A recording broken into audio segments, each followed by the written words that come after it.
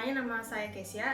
Sekarang saya akan melakukan praktikum kimia tentang sifat koligatif larutan, yaitu osmosis pada kentang.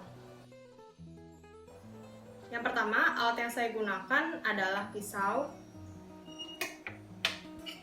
sendok, timbangan, gelas ukur, dan 3 buah gelas. Kemudian bahan yang saya gunakan adalah kentang dan gula pasir. Pertama, buatlah irisan pada kentang yang sudah dikupas dengan bentuk, ukuran, dan berat yang sama.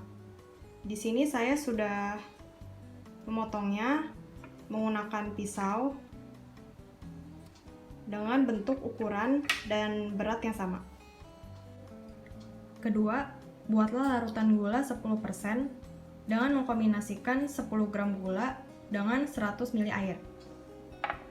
Ini kita masukkan gulanya.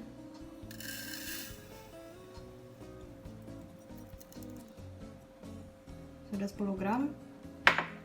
Lalu ini 100 ml air. Masukkan ke dalam gelas.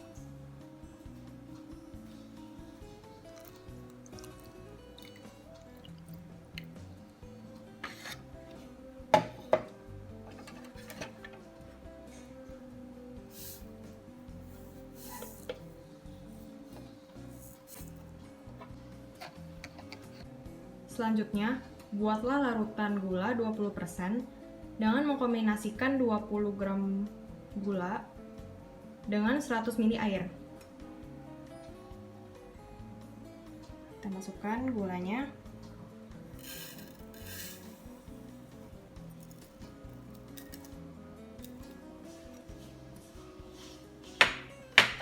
Kemudian di sini ada 100 ml air.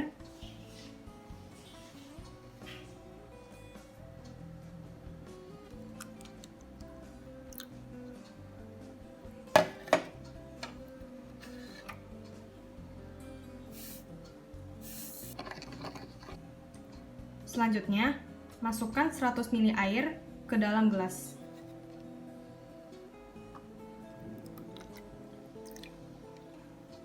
Selanjutnya, masukkan ketiga kentang ke dalam 3 larutan yang telah dibuat.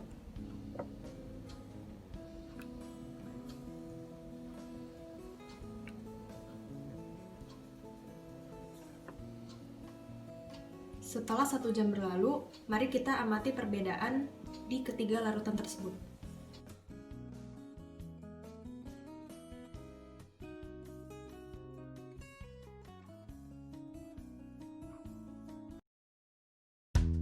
Variabel bebas dalam praktikum ini adalah konsentrasi larutan, yaitu larutan gula 10%, 20%, dan air 100 ml. Variabel terikat dalam praktikum ini adalah perubahan pada kentang, yaitu berat, tekstur, dan juga ukurannya. Kemudian, variabel kontrol dalam praktikum ini adalah kentang.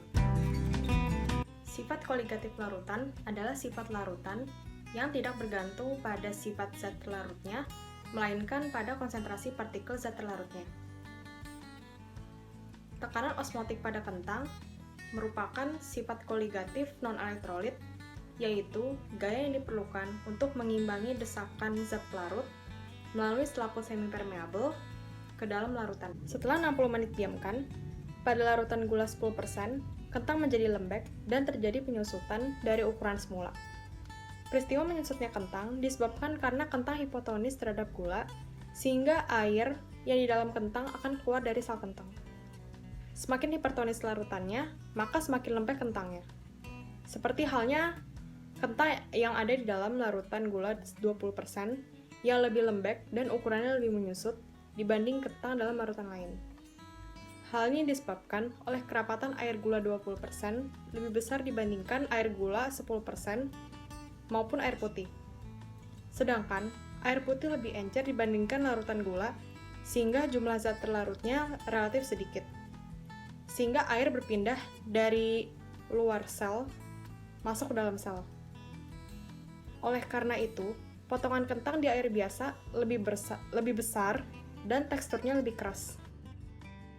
kesimpulan dari praktikum ini adalah semakin pekat larutan, maka akan semakin besar konsentrasi zat terlarutnya. Yang kedua, larutan gula mempunyai konsentrasi zat terlarut yang lebih besar dibandingkan air, sehingga bisa didapatkan hasil seperti pada gambar.